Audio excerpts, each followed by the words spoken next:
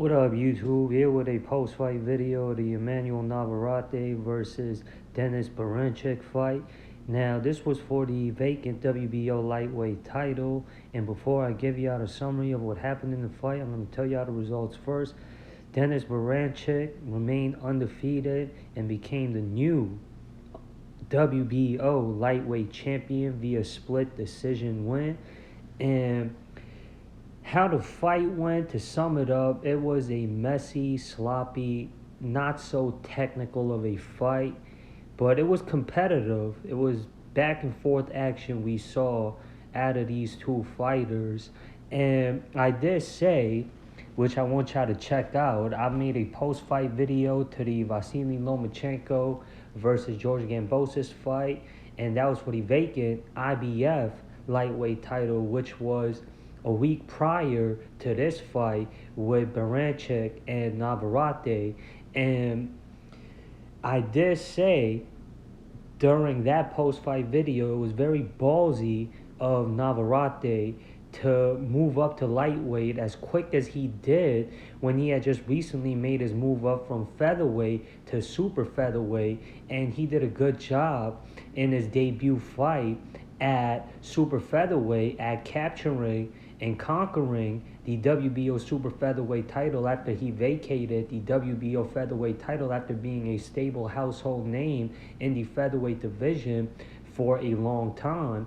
And then it's only been a year or two since he moved up from featherweight to super featherweight, and for him to move up to lightweight after that draw of a bout that he had in his defense of his WBO super featherweight title versus Robson Canseco, which I wouldn't mind seeing a rematch between those two fighters because of how competitive and close and thrilling and active that bout was.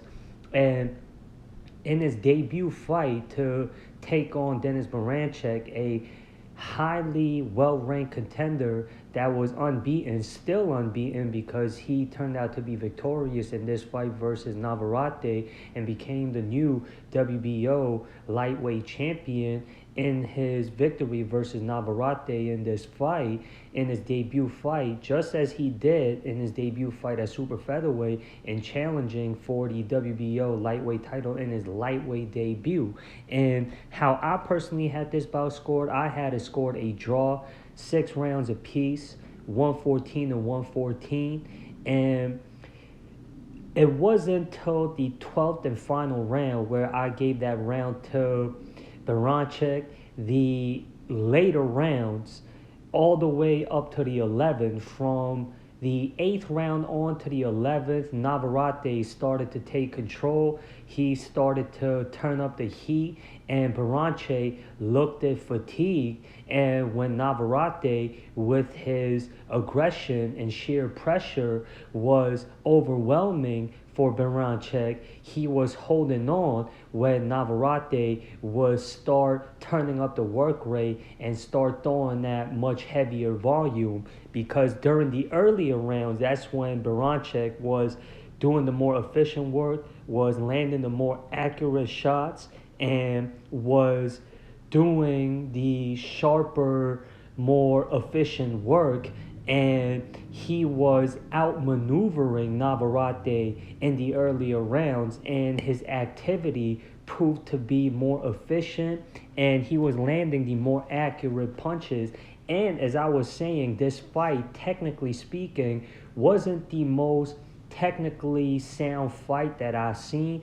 It was both fighters really trying to figure each other out and trying to feel each other out more than it was efficient work being done. But as I had said, all the way till the later mid-rounds, Berinchyk was getting the better of Navarette when it came to the technical work side of things. And when Navarette, as I said, started to turn up the heat and go more on the offensive, and Berinchyk started to slow down, that's when Navarette found success. But in the 12th round, Berinchyk would turn things around and turn the aggression against Navarette and start fighting back and he would answer fire with fire. And Navarrete, as I had said, he wasn't throwing the more accurate shots, and that proved to be the case in the final round as well. And Berinchyk, during those rounds, when he was taking those shots from Navarrete, he was reserving his energy and saving his stamina. That's why he had enough gas in the tank for him to turn up the offense in the final rounds to neutralize things. And Berinchyk was more accurate during the exchange during the final round as well. And my overall opinion from what I saw in this fight, because of how this fight turned out, it wasn't the most entertaining fight. Both fighters didn't know each other that well, and both fighters have a stylistical difference, and that's why it wasn't the most fan-friendly affair that we saw, and that's why I don't expect such high requests for a rematch between Navarrete and Berinchyk. But because I had this fight a draw, and because the judges also had this fight officially ruled a split decision, on paper, there shouldn't be a dispute when it comes to there being a rematch for this bout. And as I said, if I had this fight scored a draw, and if this fight turned out to be a split decision, it goes to show that this was a close competitive bout. So a rematch doesn't sound that far off. But if the rematch is going to go like how this first fight went, then there isn't going to be a lot of interest for a second bout between Berinchyk and Navarrete. And the lightweight division has gotten a resurgence. Before Haney moved up, before Garcia moved up, the lightweight division was the key division, the most compelling division in the sport of boxing, with the most marquee names in the sport of boxing, the most recognizable, most marketable names in the sport of boxing. And it still is up there as the second best, most marketable division in all of boxing. Arguably, depending on who you speak to, they could still say that the lightweight division is still the most marketable, recognizable division in all of boxing. It's either the super lightweights or the lightweights. And Devin Haney, who was the former undisputed lightweight champion who held all the major titles in the lightweight division, after it was well known amongst the boxing fans that Haney was making weight, and that was a troubling aspect for him to continue competing at 135, hence why he vacated all his titles in order for him to move up to 140. And he's a champion there still, regardless of the fact that he's faced this first professional defeat versus Ryan Garcia a month ago. And after that, all the titles were vacated. Shakur Stevenson became the new WBC lightweight champion after he moved up from super featherweight to lightweight. He got a title defense coming up on the 6th of July in Newark, New Jersey. And that's going to be his return home of a fight. And in his last performance, it was lackluster versus Edwin De Los Santos, and he faced a lot of criticism for his performance versus De Los Santos, even though he successfully defended the WBC lightweight title. And if I do remember correctly, it was for the vacant WBC lightweight title, and he didn't look as good as he did in that fight versus De Los Santos when compared to his prior performances when he was the man at super featherweight and in his debut fight at lightweight. And he still hasn't fought the toughest names that are available for him at lightweight. And granted, speaking on Shakur Stevenson's behalf, he just recently moved up to the lightweight division. He's still testing the waters, to sort of say, in the lightweight division. And unlike Stevenson, Navarrete headed to the deep waters in his debut fight at the lightweight division, much like he did in his debut fight in the super featherweight division. Now, does Navarrete want to move back down to super featherweight after his unsuccessful attempt in capturing the WBO lightweight title in his debut fight in the lightweight division? His performance wasn't bad.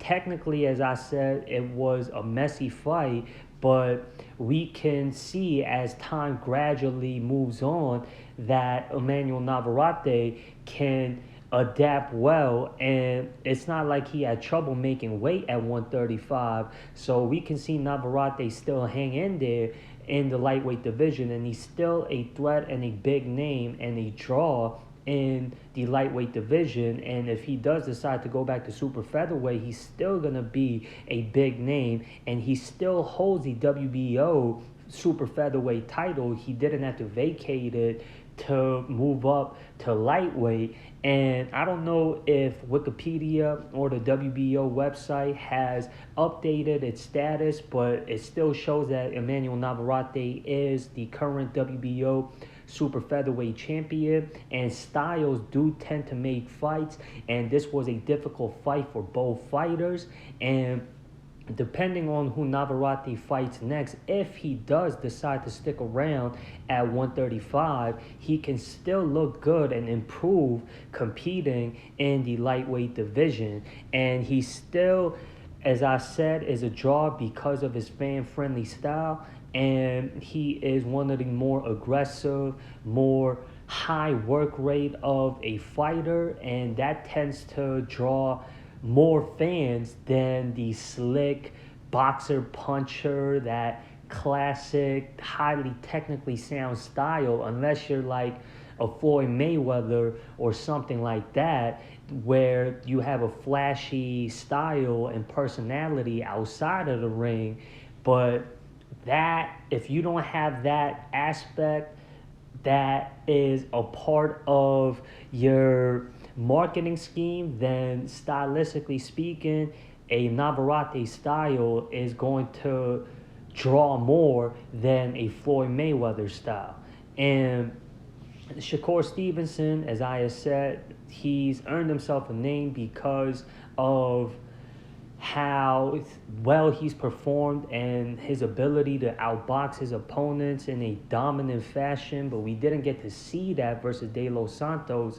And he did say that he wasn't at 100% when competing versus De Los Santos for that vacant WBC lightweight title. Hopefully in his second defense, or his first defense, if I'm correct, of that WBC lightweight title, he puts on a better performance, and then depending on how he performs, we can perhaps see a title unification bout between Berinchyk and Shakur Stevenson.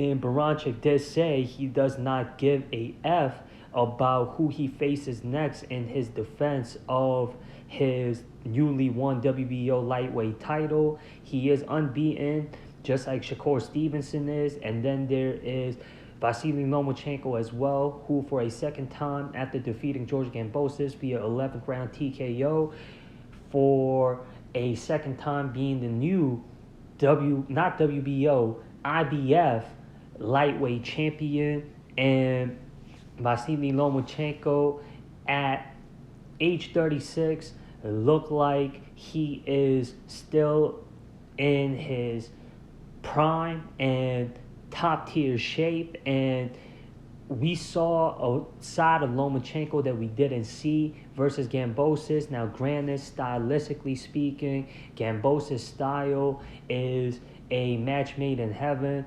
for Lomachenko to look good against, and he added a part of his game that we are not used to seeing Lomachenko perform well in, and that is him starting out early instead of being on the reserving end and giving about 3-4 rounds to his opponents for him to study and figure out the game plan of his opponents, to collect data and information for him to go to work and pick apart his opponent.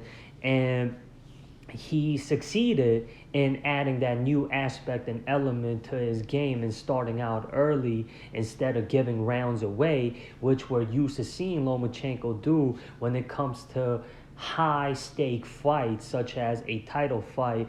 And Lomachenko, because he looked the way he did versus Gambosis in their fight for the IBF lightweight title, and as I said, for the second time being a world champion in the lightweight division, and he's always been a very highly technically sound fighter.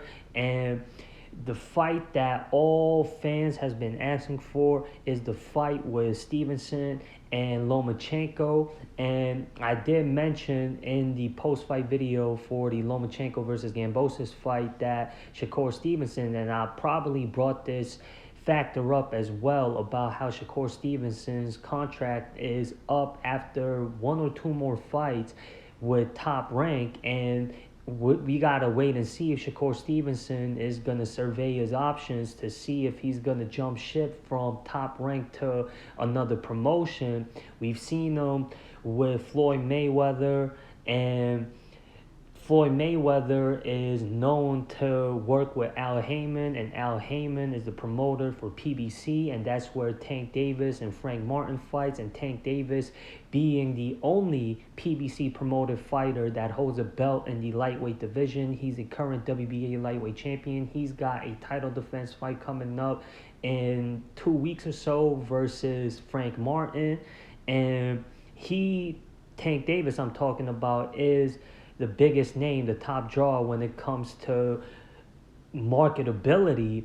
And Tank Davis has lack of choices when it comes to best available opponents for him, because Top Rank does hold more elite names when it comes to the lightweight division. And if Shakur Stevenson wants to go for that big money fight, granted that fight versus Lomachenko, stylistically speaking, is what the avid dedicated boxing fans want to see, because that is a chess match of a fight because of how fundamentally sound and technical and how skilled both Stevenson and Lomachenko is, and they got a reputation of that, unlike Gervonta Davis, who's made a reputation for his power and his highlight reel knockout ability. Gervonta Davis does possess technical skills, but not on the level of a Lomachenko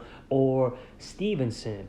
And Stevenson and Lomachenko, they are already big names and can draw by themselves, but they don't do the numbers that Gervonta Davis does. And Shakur Stevenson is an American fighter. Now, speaking on Lomachenko's behalf, Lomachenko is from Ukraine, and that is on the other side of the world. And Shakur Stevenson and Gervonta Davis are American fighters. That's why there could be more fairness when comparing Stevenson and Davis's drawing ability. But Davis has been on the scene longer than Stevenson has, hence why Davis does tend to draw more than Stevenson. And both Stevenson and Davis share similar personalities, but unlike Stevenson, Gervonta Davis was promoted by Floyd Mayweather, who before Canelo Alvarez took over the scene, Mayweather was the top draw in the sport of boxing. And when you have a name like Floyd Mayweather and the reputation and the personality and the following that a guy like Mayweather has, it's easy for who is coming up under Mayweather to get a name from the public, not only boxing fans, but sports fans and the public. And Shakur Stevenson, he's made a name by coming up, not taking anything away from Gervonta Davis and his come-up stages, but Shakur Stevenson took that classic boxer route and not that route where he was under the tutelage of a guy like Floyd Mayweather. And Lomachenko versus Stevenson, as I said, is going to be a successful pay-per-view bout, but that All-American affair with Davis and Stevenson, because all three of these fighters that are champions in the lightweight division currently fight in America. And as I said, Lomachenko is from Ukraine, and his last bout versus Gambosis was in Australia, which is closer to where Lomachenko is from in the Pacific side, the eastern hemisphere of the world.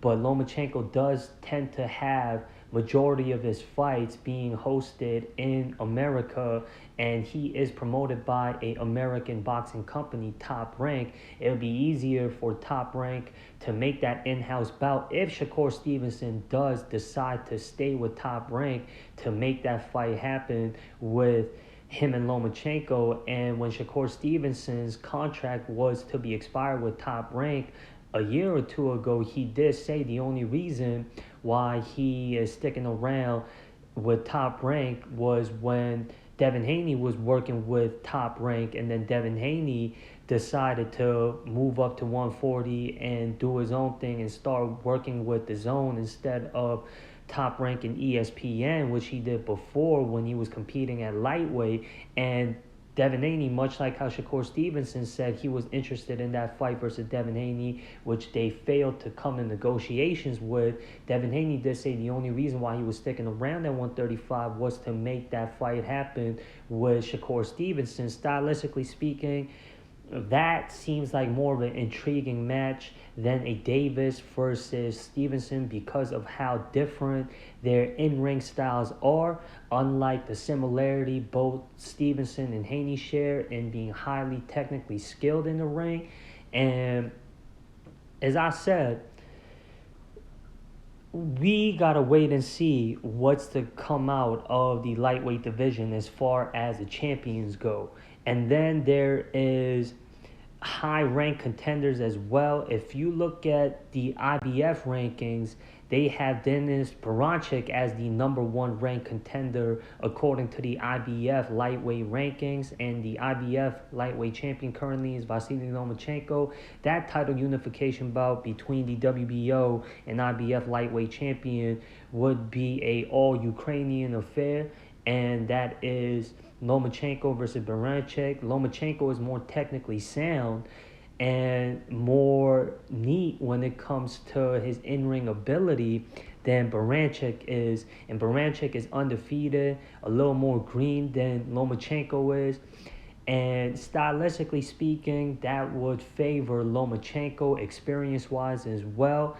But that can be a good bout to make happen. Now, I don't know if Top Rank is going to have that fight be hosted in Europe, somewhere around Poland or Germany, to draw more fans that is closer to where both champions are from, or if he's going to have that fight happen in the United States of America.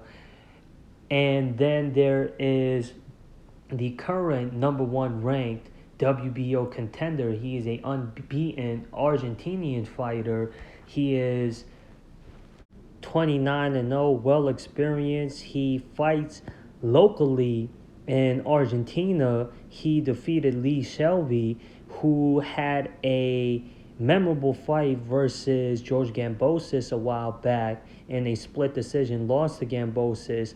He was able to defeat him in Argentina. I haven't seen any footages of this fighter named Gustavo Lemos, and if I do efficient research and study of him, which I haven't seen a lot from Gustavo Lemos, but he is the number one ranked contender according to the WBO. Now, I don't know what his promotional deal is, but I'm quite sure Top Rank wouldn't mind reaching out to Gustavo Lemos and whoever he works with as far as the promotional side of things goes. It won't be a big draw if they were to have that fight happen, because obviously this fight with Navarette and Berinchyk, Navarette was the A side when it comes to the drawing part of things.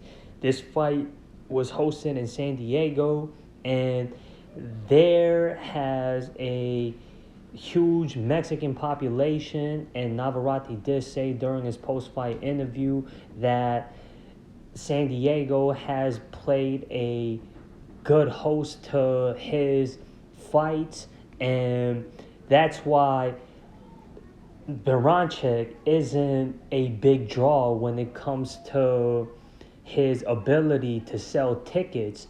And if Berinchyk was to defend his WBO lightweight title versus Lemos, it would make more sense for Berinchyk to head to Argentina, where Gustavo Lemos has made a reputation out of by fighting there domestically. And if that fight were to happen, which I'm quite sure the WBO would like, if they do take their rankings seriously, that would be a good bout on paper, and that would be a good look for the sport. And the avid boxing fans that have a appreciation for that, because it's two unbeaten fighters. One's a champion who pulled this big upset by defeating Navarette, who was a favorite to win this fight, who's unbeaten as well, versus another undefeated fighter. That calls for a classic boxing bout, a pure boxing bout. And then there's also William Zepeda, who's the number one ranked fighter according to the WBA. He defeated Maxie Hughes, and what was more of a disappointing ending, because it ended in a technical decision after the fourth round. And Maxie Hughes, who should have got the victory over on George Gambosis, from what I saw, it was a very close competitive bout that they had. But George Gambosis ended up getting the win in that fight via, I believe, majority or unanimous decision. I don't remember the official ruling of that bout, but Maxie Hughes fought his ass off versus George Gambosis in that bout, and Zepeda got the better of Hughes in that short fight that they had. And Zepeda is a undefeated fighter. And there is Raymond Murlata as well. He is a undefeated prospect as well. And we heard Berinchyk call out Murlata as well as another undefeated prospect, Keyshawn Davis, who's been making a splash as of recently, and he got the biggest victory of his career in defeating Pedraza in his last bout via TKO, which a lot of people wasn't expecting Davis to be able to stop Pedraza the way he did. And he's on the come up, and much like William Zepeda and Raymond Murlata is, Keyshawn Davis, Zepeda, and Murlata all undefeated, but hasn't fought enough competition to be at a championship level. But out of those three prospects, Keyshawn Davis is the bigger draw and has the bigger reputation, hence why a champion, Berinchyk, who isn't as reputable as a Davis, called out a name like Keyshawn Davis. It would be the other way around, because it would be the challengers, the prospects that's on the come up that calls out champions. But Dennis Berinchyk, as I mentioned before, people was expecting Emanuel Navarette to come out victorious, and Navarette already being a big draw. If he were to walk away with the title as being victorious, which he didn't in this fight, he wouldn't have to call out nobody because of his ability to sell tickets. And Berinchyk, if he were to fight Zepeda, Murlata, Davis, or to say Hughes, Lemos, and there's other fighters that are highly ranked amongst the top of the lightweights that Berinchyk could have a good fight against. And I just can't think of these fighters' names off the top of my head that would be a good fight for Berinchyk or any other champions in the lightweight division. And as I said, any of these fights that I mentioned following this bout for the Navarette Berinchyk fight, it'd be a good look. And that does it for this post-fight video. Subscribe to this channel for more content. If y'all like this video, hit the like button, the share button, click the links in the description to show y'all support for this channel. Any and all things would be appreciated. And I'm out of here. Y'all be good and peace.